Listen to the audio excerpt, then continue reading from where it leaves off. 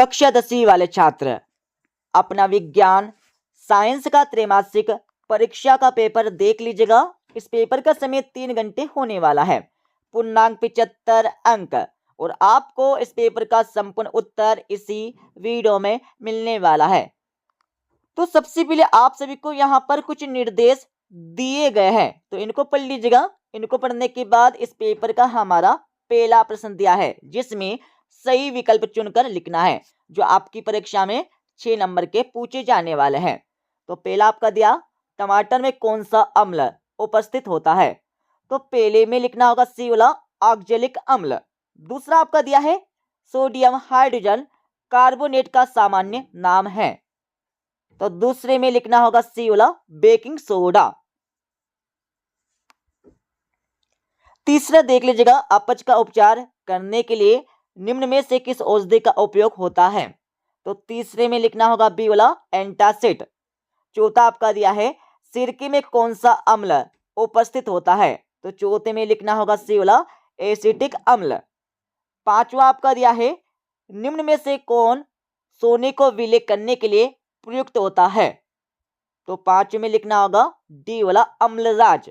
छठा आपका दिया है, श्वसन है, तो श्वसन कैसी क्रिया है, यह आप सभी को बताकर लिखना है।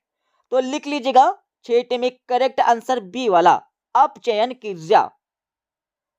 अब आप सभी अगला प्रश्न देख लीजिएगा, जिसमें रिक्त स्थानों की पूर्ति करके लिखना होगा, जो आपकी परीक्षा में 6 नंबर के पूछे जाने वाले हैं। तो पहला आपका दिया है, जलीय जीव श्वसन के लिए कहां से ऑक्सीजन का उपयोग करते हैं? तो पहले में लिखना होगा जल में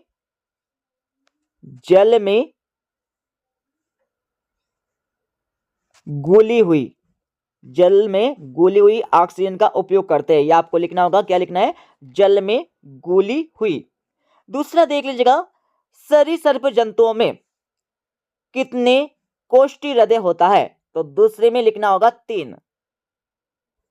और तीसरा देख लीजिएगा, ग्लूकोज का ऑक्सीजन की उपस्थिति में विखंडन क्या कहलाता है? तो तीसरे में लिखना होगा वायवी श्वसन कहलाता है। और चौथा आपका दिया है, किसमें कपाट होते हैं? तो लिख लीजिएगा, चौथे में लिखना होगा आपको दमनिया आपको लिखना है, ठीक है, लिख लीजिएगा। और आपका पांचवा दिया है, तंत्रिका तंत्र की प्रमुख इकाई क्या होती है? तो पांचवी में आप सभी को लिखना होगा न्यूरॉन। छठा आपका दिया है, मनुष्य के मस्तिष्क में सोचने वाला भाग होता है? तो छठे में लिखना होगा अग्र मस्तिष्क, लिख लीजिएगा।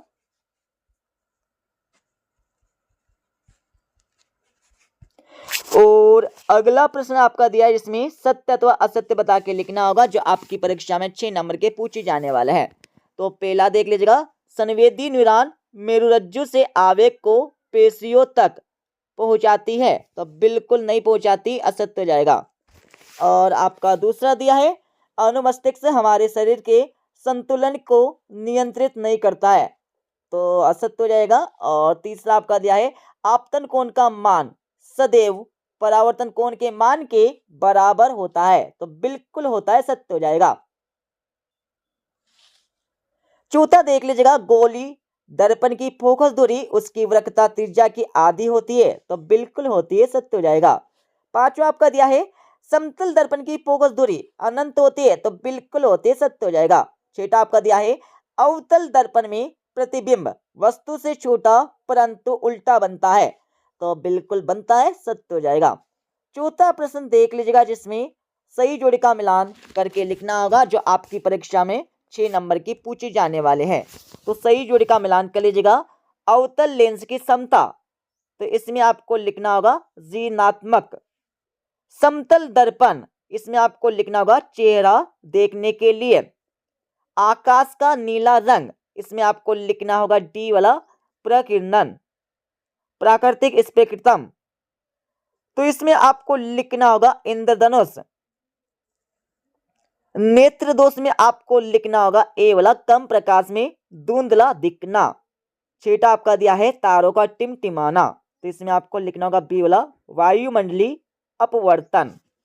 और आप सभी पांचवा प्रश्न देख लीजिएगा, जिसमें क्या करना होगा, इन प्रश्नों के उत्तर एक शब्द अथवा एक वाक्य में देने हैं, जो आपकी परीक्षा में 6 नंबर के आने वाला है। तो पहला आपका दिया है, पौधे अपना भोजन किस प्रक्रिया द्वारा बनाते हैं, तो पहले में लिखना होगा प्रकाश संश्लेषण। प्रकाश संश्लेषण आपको पहले का उत्तर लिखना है। दूसरा देख लीजिएगा, ओजोन परत में छिद्र सबसे पहले कहाँ देखा गया, तो दूसरे में लिखना होगा अंटार्कटिका। अंटार्कटिका में यह आपको लिखना है। अब आप सभी तीसरा देख लीजिएगा, खाद्य जाल किसे कहते हैं, तो आप सभी को खाद्य जाल की परिभाषा लिखना होगा, तो इसको उत्तर आपको बता देंगे। चौथा आपका दिया है, पोषण के आधार पर उपभोक्ताओं को कितने वर्गों में बांटा गया है, तो इसमें लिखना होगा 3 वर्गों। कितने? 3 वर्गों में बांटा गया है। नाम भी लिख लीजिएगा। पहला आपका शाकाहारी, दूसरा आपका हो जाएगा यहाँ पर मांसाहारी, और तीसरा आपका हो जाएगा यहाँ पर सर्वाहारी, और पांचवा देख लीजिएगा अपशिष्ट किन्हें कहते हैं, तो अपशिष्ट की परिभाषा आपको लिखना होगा। और आपका छठा दिया है, हरे पौधे क्या कहलाते हैं, इसमें आपको लिखना होगा उत्पादक। उत्पादक कहलाते हैं। अब आप सभी 2-2, 3-3 एवं 4-4 नंबर के प्रश्न देख लीजिएगा, और हाँ, सभी के उत्तर आपको बता देंगे इस वीडियो के लास्ट में। आपका छठा दिया है, पीएच स्केल किसे कहते हैं, अथवा आपका दिया है अम्लीय वर्षा से आप क्या समझते हो, इसकी परिभाषा देना होगा। सातवां आपका दिया है उदासीनीकरण अभिक्रिया को उदाहरण सहित परिभाषित करके लिखना होगा, अथवा आपका दिया है क्रिस्टलीकरण से क्या समझते हो, इसकी परिभाषा आपको देना है। और 8वां प्रश्न देख लीजिएगा, स्वयं पोषण एवं विषम पोषी पोषण में आपको अंतर बताना होगा, और अथवा आपका दिया है जल से बाहर निकालने पर मछलियां क्यों मर जाती है, इसका कारण आपको देना होगा परीक्षा में। और 9वां देख लीजिएगा, भोजन के पाचन में लार की क्या भूमिका है, इसके बारे में आपको बताना होगा। और यहाँ पर आपको अथवा दिया, बट यहाँ पर कट गया है, ठीक है। और अथवा देख लीजिएगा, प्रकाश संश्लेषण क्या है, समीकरण सहित आपको लिखना होगा। और 10वां प्रश्न देख लीजिएगा, और 10वीं के बाद आपका 11वां प्रश्न दिया है, जिसमें तंत्रिका तंत्र से आप क्या समझते हो, इसकी परिभाषा आपको देना होगा। अथवा आपका दिया है प्रत्यावर्ती क्रिया किसे कहते हैं, इसकी परिभाषा आपको देना है। 12वां प्रश्न देख लीजिएगा, लेंस की क्षमता से आप क्या समझते हो, इसका सूत्र आपको लिखना है। अथवा प्रश्न आपका दिया है। और 13वां प्रश्न आपका दिया, इसमें प्रकाश के परावर्तन से आप क्या समझते हो, उसके नियम भी आपको बता देने हैं। और अथवा वाला प्रश्न आपका दिया है, सभी के उत्तर आपको बता देंगे, मतलब A to Z सॉल्यूशन आपको मिलने वाला है इस वीडियो के लास्ट में। 14वां प्रश्न देख लीजिएगा, तारे क्यों टिमटिमाते हैं, इसके बारे में आपको बताना होगा। अथवा आपका दिया है वर्ण विक्षेपण किसे कहते हैं, इसकी परिभाषा आपको लिखना है। 15वां प्रश्न देख लीजिएगा, 15वें के बाद आपका 16वां प्रश्न दिया है, ठीक है, पढ़ लीजिएगा। और 17वां प्रश्न आपको यहाँ पर दिया है, जिसमें अम्ल वर्षा क्या है और कैसे होती है, इसका कारण आपको देना होगा। अथवा आपका दिया है, जिसमें खाद्य जाल श्रृंखला और खाद्य जाल में आपको अंतर बताना होगा।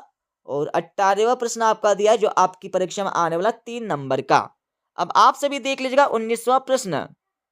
19वीं के बाद यहाँ पर आप सभी देख लीजिएगा 20वां प्रश्न, जिसमें परावर्तन, अपवर्तन और विवर्तन में क्या अंतर है, आपको तीनों में अंतर बताना है। और अथवा आपका दिया था, बट यहाँ पर कट गया है, ठीक है। निम्नलिखित की परिभाषा आपको लिखना होगा, ध्रुव, प्रकाशिक केंद्र, वक्रता, त्रिज्या या केंद्र, ठीक है, इनकी आपको परिभाषा लिखना होगा परीक्षा में। और 21वां प्रश्न देख लीजिएगा, जो आपकी परीक्षा में आने वाला 4 नंबर का। तो इस प्रश्न में आप सभी को प्लास्टर ऑफ पेरिस के को 4 उपयोग लिखना होगा। और 8वीं वाले प्रश्न में आप सभी को अम्ल एवं क्षार में कोई 4 अंतर बताना है। 22वें प्रश्न में आप सभी को तंत्रिका कोशिका न्यूरॉन का नामांकित चित्र बनाकर लिखना होगा परीक्षा में। और 8वीं वाले प्रश्न में आप सभी को प्रतिवर्ती चाप का नामांकित चित्र बना के लिखना है। 23वां प्रश्न देख लीजिएगा। अब मैं इस पेपर का फुल सॉल्यूशन बता देता हूं। तो आप सभी इस पेपर का फुल सॉल्यूशन देख लीजिएगा। जैसे कि हमारा पहला क्वेश्चन यहाँ पर पूछा गया था जिसमें सही विकल्प चुनकर लिखना है, ठीक है। तो इनके आंसर आप सभी को दिए गए हैं, अपने रफ कॉपी में लिख लीजिएगा। इनको लिखने के बाद आप सभी को दूसरा प्रश्न का आंसर यहाँ पर दिया है और तीसरे का आंसर आपको यहाँ पर दिया है, ठीक है। इसके साथ ही आप सभी को चौथे प्रश्न का आंसर यहां से मिल जाएगा। चौथे के बाद पांचवें प्रश्न का आंसर आपको दिया है जिसमें यहाँ पर एक शब्द अथवा एक वाक्य में उत्तर आपको देने हैं। अब आप सभी छठे प्रश्न का आंसर देख लीजिएगा। छठे के बाद आप सभी को सातवें प्रश्न का अतवे का उत्तर यहां से मिल जाएगा। अब आप सभी आठवें प्रश्न का अतवे का उत्तर यहां पर देख लीजिएगा और आप सभी को नौवें प्रश्न का उत्तर यहां से मिल जाएगा, ठीक है। नौवें के बाद आगे हम चलने वाले तो आप सभी को 11वें प्रश्न का उत्तर यहां से मिल जाएगा। 11वीं के बाद आप सभी देख लीजिएगा 14वें प्रश्न का उत्तर। 14वें के बाद आगे हम चलेंगे तो आप सभी को 15वें प्रश्न का उत्तर यहां से मिल जाएगा। 15वें के बाद आगे हम चलेंगे तो आप सभी को 16वें प्रश्न का उत्तर यहां से मिल जाएगा, ठीक है। 16वें के बाद आगे हम चलने वाले हैं तो आप सभी को 17वें प्रश्न का आंसर यहां से मिल जाएगा। 17वें के बाद आप सभी देख लीजिएगा 18वें प्रश्न का आंसर। 18वें के बाद आगे हम चलेंगे तो यहाँ पर 19वें प्रश्न का आंसर देख लीजिएगा। 19वें के बाद आगे हम चलने वाले हैं तो आप सभी को 7वें प्रश्न का उत्तर मिल जाएगा, ठीक है। सभी के आंसर आपको मिलने वाले हैं, ठीक है, सभी के। और यहाँ पर 8वें प्रश्न का आंसर आपको यहाँ से मिल जाएगा। 8वें के बाद आप सभी को 9वें प्रश्न का आंसर यहाँ से मिल जाएगा, ठीक है। 9वें के बाद आगे हम चलने वाले तो आप सभी को 10वें प्रश्न का आंसर यहाँ से मिल जाएगा। 10वें के बाद आप सभी को 10वें प्रश्न का अतवे का उत्तर यहाँ से मिल जाएगा और आप सभी देख लीजिएगा 11वें प्रश्न का अतवे का उत्तर और आप सभी को यहाँ पर 12वें प्रश्न का उत्तर मिल जाएगा। 12वें के बाद आगे हम चलेंगे तो आप सभी को 12वें प्रश्न का अतवे का उत्तर मिल जाएगा जिसमें वास्तविक प्रतिबिंब तथा आभासी प्रतिबिंब में अंतर बताना है। और आप सभी देख लीजिएगा 13वें प्रश्न का उत्तर। 13वें के बाद आगे हम चलेंगे तो आप सभी को 13वें प्रश्न का अतवे का उत्तर यहां से मिल जाएगा।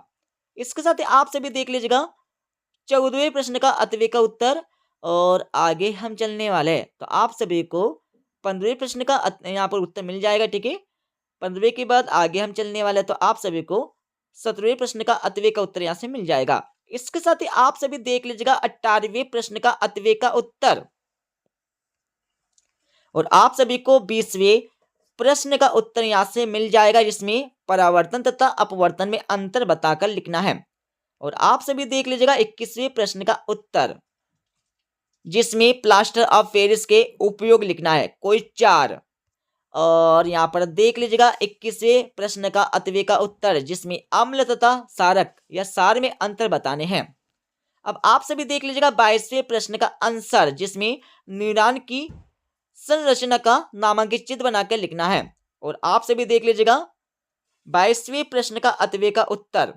22वें के बाद आगे हम चलेंगे तो आप सभी को 23वें प्रश्न का उत्तर यहाँ से मिल जाएगा, ठीक है। तो इस प्रकार से हमने इस पेपर का फुल सॉल्यूशन बता दिया है, तो पूरे पेपर को रट लीजिएगा, ठीक है। मिलते अगले वीडियो में।